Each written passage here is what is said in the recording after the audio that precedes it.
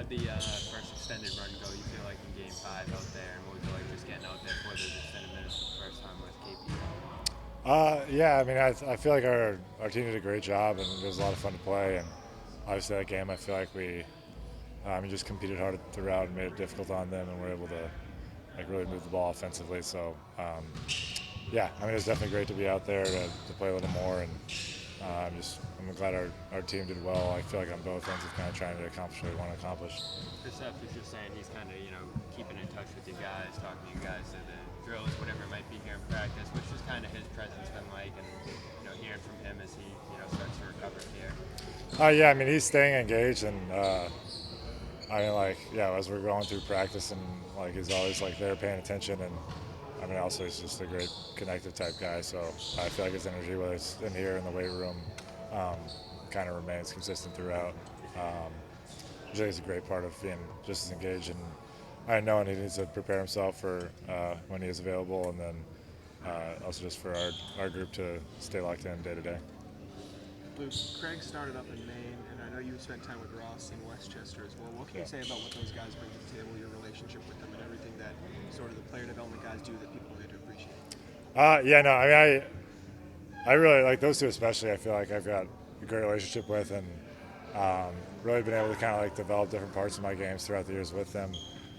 Especially, yeah, for us guys who like maybe played in the G League or kind of have time when you're not playing. You have a lot of time to really work on like the little things that you're gonna be getting better at, and so I feel like their ability to kind of enter in with where you're at in your career and kind of be able to work on it day by day and have like a much longer term picture, I think helps a ton. And they do a lot of work even in like all the scouting type stuff and like every kind of stage of the game. So I mean, they're definitely present in every part, or whether they're leading some drills. But I feel like in terms of being able to connect with players, kind of where they're at, and the amount of time that we have, especially when you're like not playing and stuff like that throughout practice or throughout workouts, and I think the trust and relationship that you build is pretty high because it does take a lot of like faith to have like the longer term picture when you're not playing, but then you're able to see the results of it. And also you run into guys throughout different times, like, yeah, for Ross to be back here after being with them like 6 years ago in Westchester, uh, and knowing like what a big part he was in terms of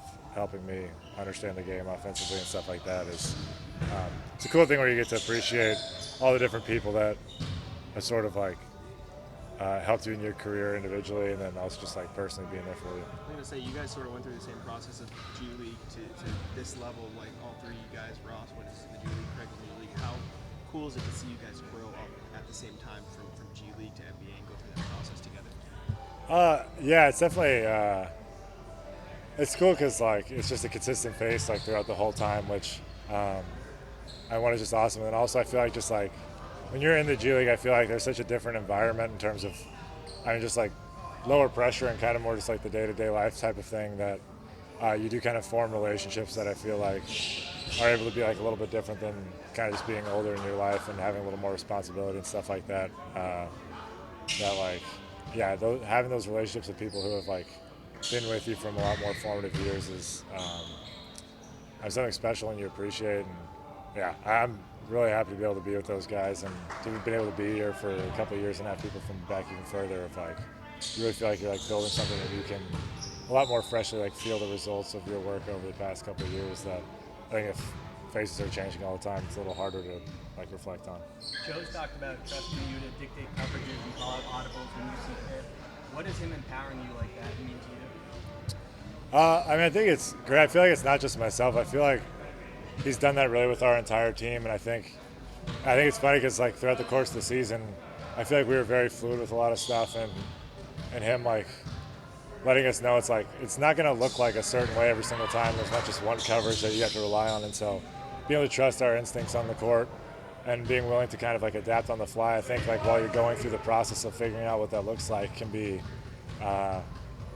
Yeah, a little like shakier and a little less like vague, but then as you go through all the experiences together and you have all those little moments, you start to really feel it out and to have the freedom to know that you can like adapt things based on what the matchup exactly is, like what your advantage is, what your teammates' advantage is, and like vice versa. I think it makes you a lot more like adaptable, and I feel like it gives everyone like a much more collective mentality and identity that we all start kind of seeing things through the same lens a little bit versus like it just being very strictly like a certain assignment and having to do it one way. I feel like the ability to adapt on the fly and to get more comfortable as a team being able to do that should definitely help us throughout like playoff rounds and as you see different matchups that change like throughout the course of the game. And then you missed the first 2 games against Miami with a calf strain. How's that responded since you returned to the lineup? It's been really good. I haven't really even like noticed it since I was kind of clear to go. So I think there's a little like conditioning aspect of just getting back to playing, which is kind of normal. But yeah, the calf has been like perfectly fine, which has been great. Luke, the three-pointers, you take a lot of them warming up in practice, just kind of across the board, but then not ever in games really. What's your relationship like with keeping your three-point shot sharp? Just in case down the road? Is it something you just enjoy doing?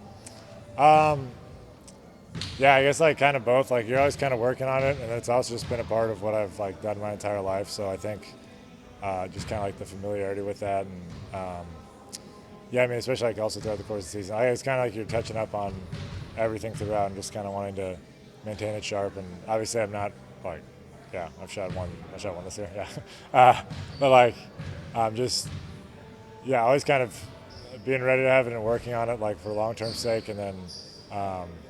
Yeah, also like just throughout my career, kind of just always been something I'm like comfortable with, and is a part that I like always want to be working on. Thank you, Luke. Yeah, you're welcome, guys.